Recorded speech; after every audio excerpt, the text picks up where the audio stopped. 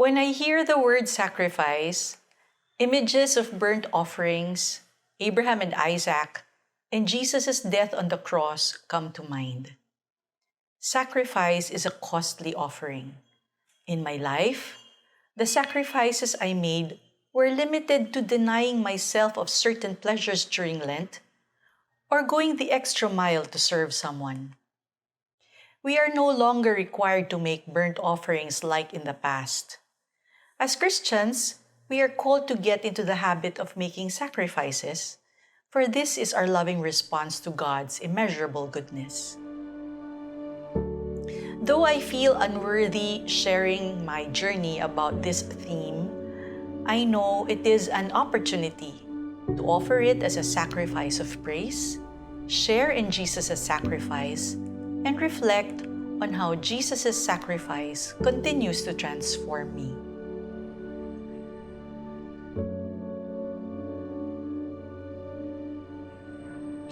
Many of us will find it easy to praise and worship God when things go well. We can talk about how good He is when He blesses us with good things, when prayers are answered in our favor, and when our lives are problem-free. I read in an article that this kind of praise, though worthwhile, doesn't cost us anything. It is not a sacrifice. Then, there are times when circumstances are grim or when God did not come through the way we thought He would. Rex, my husband of 27 years, died of heart failure in November 2019. 6 months later, I was diagnosed with stage 2 breast cancer. I was still reeling from the pain of losing Rex when this happened to me. The pandemic made it even more complicated. Now, I grapple not only with grief, but also with anxiety, fear, isolation, and depression. I was close to believing that I was being punished and made to suffer for my sins. I experienced one misfortune after another. I felt sorry for myself. Praise and worship became difficult and turned into lamentation and weeping. I tried my best not to question God for allowing these things to happen to me. But even if I was going through this difficulty, I chose to honor God in prayer despite the pain. It was during this time that I completely surrendered everything to Him. In a sense, I surrendered to the Lord a long and rewarding relationship with a spouse and good health to accomplish things. Now, praising God comes at a cost to me. It is coming from a broken spirit and a heart being purified. This is the sacrifice God requires of me. This is the sacrifice that pleases Him.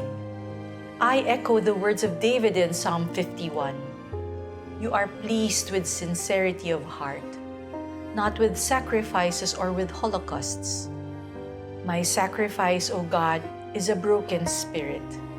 A humble and contrite heart, you, God, will not despise.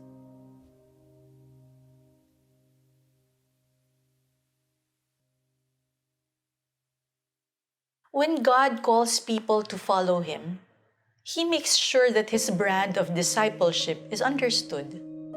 It is a call to a life of sacrifice. I know God does not want us to suffer and have a miserable life, but the invitation to share in Jesus' suffering is unequivocal. In Matthew 16, verse 24, Jesus tells His disciples, "If anyone would come after me, let him deny himself, take up his cross, and follow me." Losing Rex and being afflicted with cancer have given me this opportunity. It is in carrying my cross that I share in Christ's sacrifice.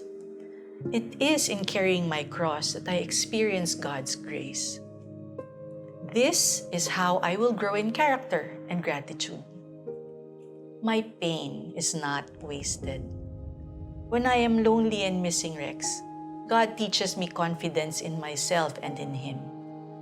When I suffer the disturbing effects of chemo in my body, I empathize with the brothers and sisters going through the same thing and pray with them.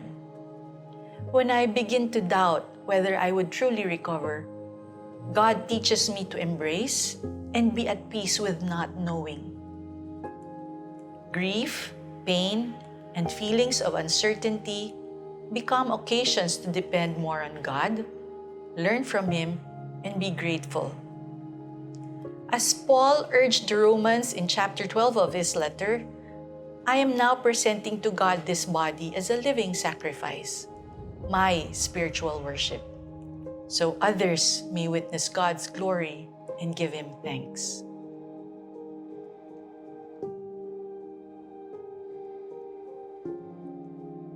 It has been 2 years and 4 months since the passing of Rex, and 1 year and 9 months since my cancer diagnosis. I see these events as my purification, not punishment. It is an afforded time to reflect on what Jesus' sacrifice means to me and how it can continue to transform me. His sacrifice reminds me to examine the areas of my life that still need redemption. Areas where unforgiveness, selfishness, sin, and pride still lurk. His sacrifice calls me to greater humility and generosity, to recognize my utter dependence on Him, and that I can only do things through Him who strengthens me. God intends that I become good, acceptable, and pleasing to Him. God did the rending of my heart. It revealed that there is much to be done in me. Even so, I remain hopeful because Jesus has already won the victory over sin and death. Though I have become a widow, His protection and providence I have gained. Though afflicted with illness and not knowing what lies ahead, I can hold on to His promise of healing and meaningful life until He calls me home. Though my days be fraught with tears, fears, weariness, and pain, I will offer my sacrifice of praise. Like the psalmist, I will declare, I will extol the Lord at all times. His praise will always be on my lips. For when I was in distress, He heard and delivered me. For the Lord is near to the brokenhearted, and the crushed in spirit He saves.